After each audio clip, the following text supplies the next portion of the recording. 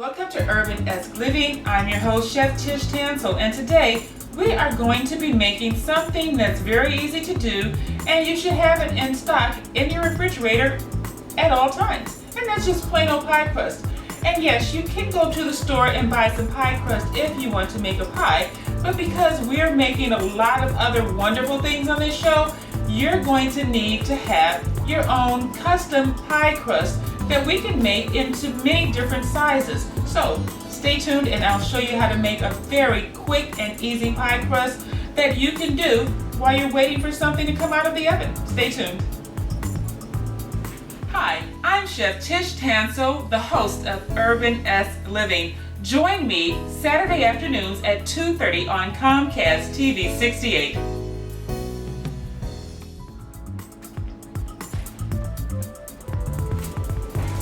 Hi, welcome to URBANesque Living. I'm Chef Tish Tansil and we're making some quick and easy pie crust today.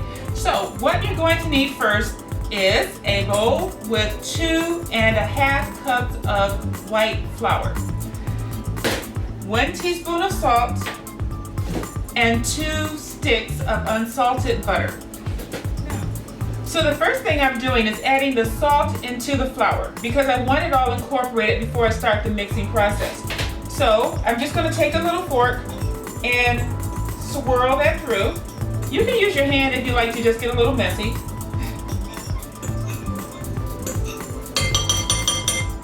Okay, so now the salt and the flour are incorporated.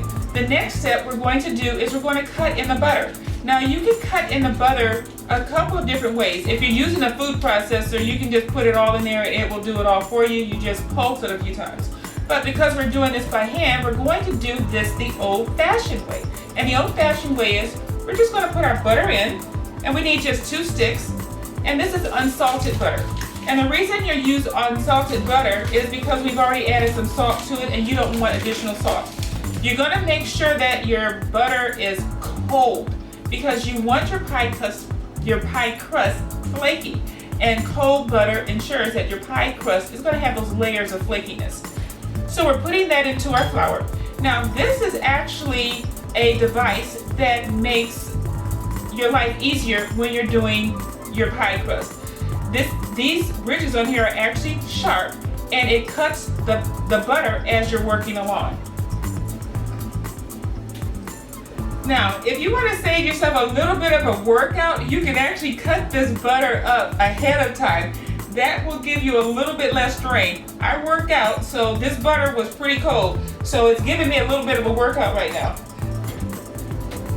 So what you want to make sure is that your butter and your flour are cut in together. Okay, so after a little bit of a workout with this flour, it's all incorporated. The butter and the salt and the flour are all incorporated together. Now the next thing you want to do is you want to add your liquid. Now first I'm going to get this off of my dough cutter, and you don't need it anymore after this unless you're going to be making strips. So you can just use your fork to get in between to get any leftover dough that's stuck in between. So now you have a mixture of flour and you have your salt and butter. So what you're going to need to do now is to mix it.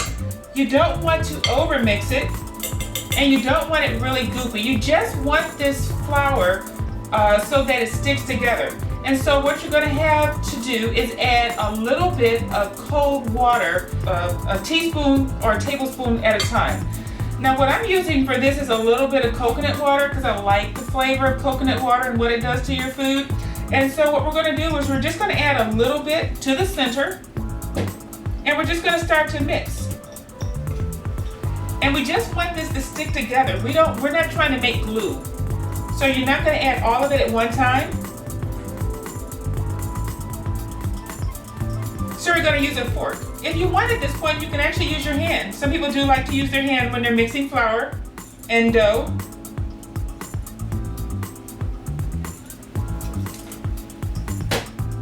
But like I said, once again, make sure your water is cold because that's going to add to the flakiness. So altogether, this is about a 1/2 cup of liquid to 1/4 of a cup, depending on how your flour mixes together. And you just keep working with it. Like I said, if you use a food processor, you would probably be done.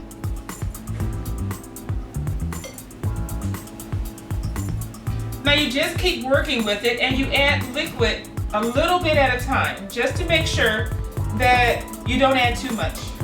Now another thing that you can do if you are looking to do a cold liquid is you can actually just put some ice cubes in some water.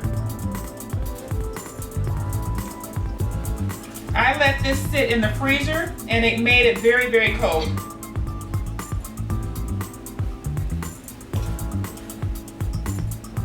Okay, so now you're starting to see that it's forming a ball, so it's almost ready.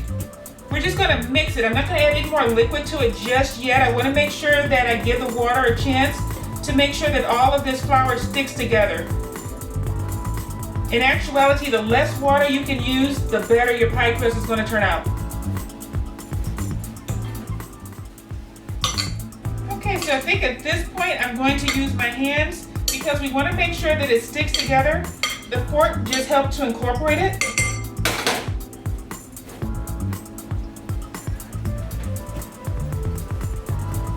And this is a nice pie dough.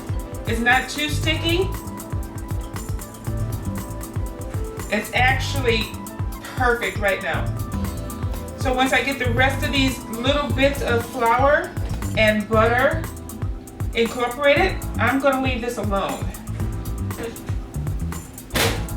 Okay, so we have our pie dough. Okay, so beautiful pie dough. Now what we're going to do now, I'm going to take my bench cutter. I'm going to cut this in half.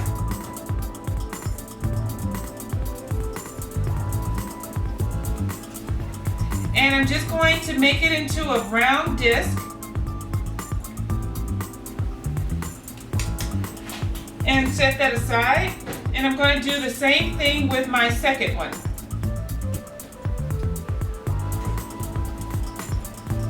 Now each of these makes, depending on what you're going to do, a 2 bottom pie crust or a top and a bottom.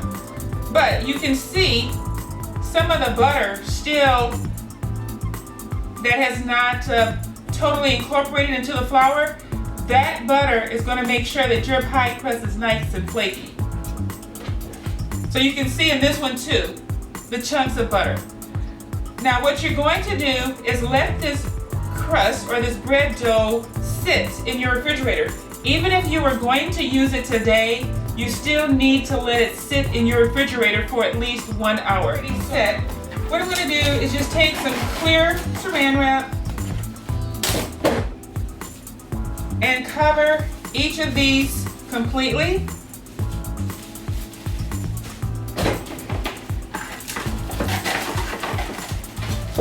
Now if you want, you can put a label on them so that you know when exactly you made them.